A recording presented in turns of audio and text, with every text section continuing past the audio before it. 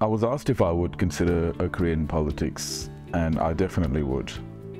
But I think there'll be a problem if I get into politics, because I would want to be able to speak truthfully to people rather than pretend to care about them like a lot of leaders do, shake hands, kiss babies, pretend that they're going to look after them. And I think there's a saying that when you have one bad government, it means that you have a bad government. When you have a second bad government, it means you have a bad government. But if you have a third bad government, it basically means you have a lazy public. I just want you to think about that for a second.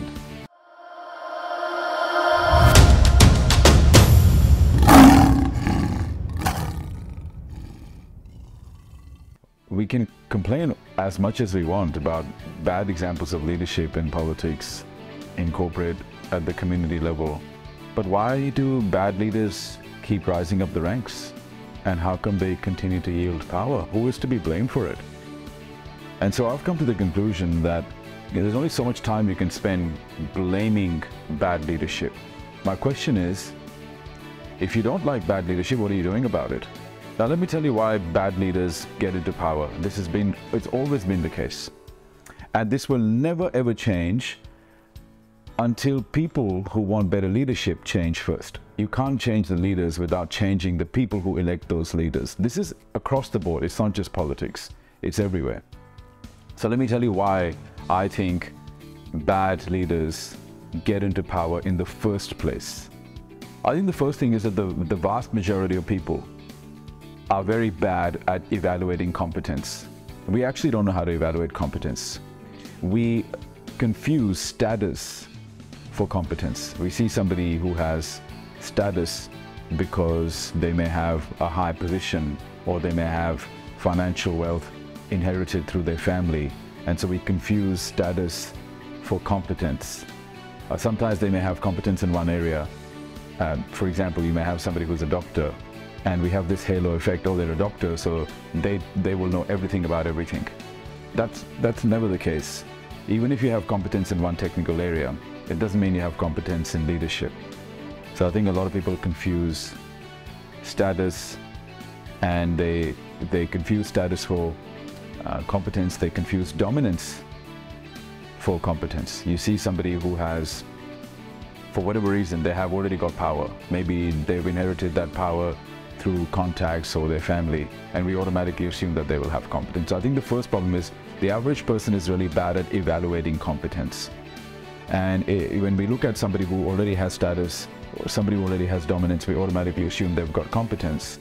If they're well dressed, it happens with me as well. I mean, if I wear a really nice suit, it's incredible the amount of respect I get just for wearing a suit. And so it's like, how do you know I'm not somebody who's just pretending to be competent? I'm confident about my competence. I know that I've worked very hard to build my competence and my skill set in whatever it is that I do. But so many people will just respect somebody superficially because of their status, because of their dominance, because of what they wear. And so I think the majority of people are really bad at evaluating competence, and that's why bad leadership gets to the top. We fall for charisma, superficial charisma. I'm not saying charisma is not important, but charisma can't be everything. Charisma without competence is like, wrapping up rubbish in a beautiful box and tying a beautiful bow around it. And I think that's what people fall for. You look at how much weighting the public gives to what actors say. Well, actors are competent at acting, they're artists. But now if an actor starts talking about politics or sports, or even about any aspect of life, you just see how the public will just absorb that. And that's the problem, is that we, as the public, is not very good at evaluating competence. That's why bad people get to the top, and they're able to gain power and retain power.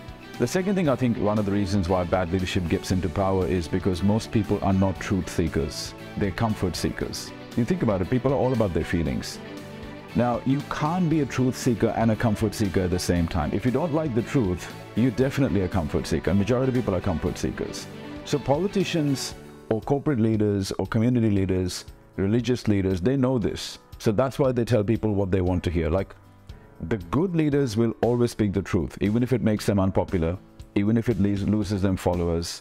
They will always be more loyal to the truth rather than just catering to people's feelings. You know, there's a saying, if you care about people, you will tell them what they need to hear. If you care about yourself, you will tell them what they want to hear. And there's a big difference. If I care about you, I will not encourage your dysfunction. I'm going to tell you the truth. If I care about myself and my own likability, I'll say things like, oh, you're going to be okay, everything's going to be fine. Deep down, I might know that I'm lying, but the only reason I'm saying that is because I want you to like me. I want you to respect me. I'm trying to be popular in your eyes. So you're not being truthful when you're doing that. And a lot of leaders do that. They give the people the stuff that they want to hear. You know, we'll give you free this, we'll give you free medical care. We're going to subsidize your taxes. So what we're really doing is, all that the public will go, oh yeah, that's exactly what I want. I want all of this free stuff. I don't want to work for anything. Give me all my entitlements, and if you promise me that I'm going to get all these entitlements, I'm going to support you. And this is how bad leaders get into power, because the public is sometimes so gullible, or people are so gullible, that they don't look for the truth, they look for comfort. And so whoever can provide them with the comfort, they'll support that person. The third reason is people always seek the easy solution over the hard solution. And the problem is, the average person does not have the ability to understand that easy solutions make them dependent. You look at the average person is so dependent right now, right? There were so many people that did not want to be vaccinated, as an example, but they were dependent on the system. They knew that they had no choice. You know, and you see this all the time. I have no choice, I have no choice, I have no choice. But people who are in that position where they don't have choice are the people who were looking for easy options. So now they've ended up with a situation where they don't have too many choices. And so what happens is, anyone that promises them ease, people will opt for that, and then they'll allow that person to lead them.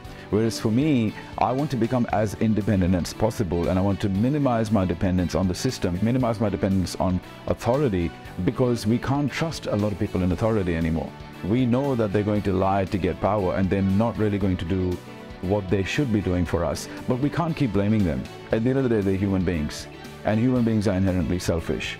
We have to realize, why are we so dependent on the system? Why do we need these people to be in power for us to be able to look after ourselves? So I think everyone is constantly attacking leadership, and I think there is definitely a case for it. But when are we going to start to put responsibility back in the hands of the followers who allow this to happen? Because even if you look at, I did a video on the Matrix, and I made a case for the fact that it's quite possible that there is a bunch of globalists who make decisions for the whole world. But they'd be very few in numbers compared to the vast majority of people who just follow. So how come such a small number of people are able to dictate how the world works, how the economy works, how the social system works, how culture works? How come they're able to dictate it? Well, that is because these people relentlessly work. They work hard. They're always trying to scheme and plan and strategize. The average person becomes lazy, complacent, and entitled. And then they know that. So they will come and say, you know what, we're going to give you this for free. We're going to make this easy for you. And the people are gullible and they fall for it. And so I think that's why we see so many examples of bad leadership throughout. It's because people become complacent. And I think when people start to wisen up, they become more aware. They start to take more responsibility. They take charge of their own lives, and they stop expecting somebody else that's going to come in and help them. I think at that point we're going to start to see better examples of leadership, because people are going to first hold themselves accountable before holding the leaders accountable.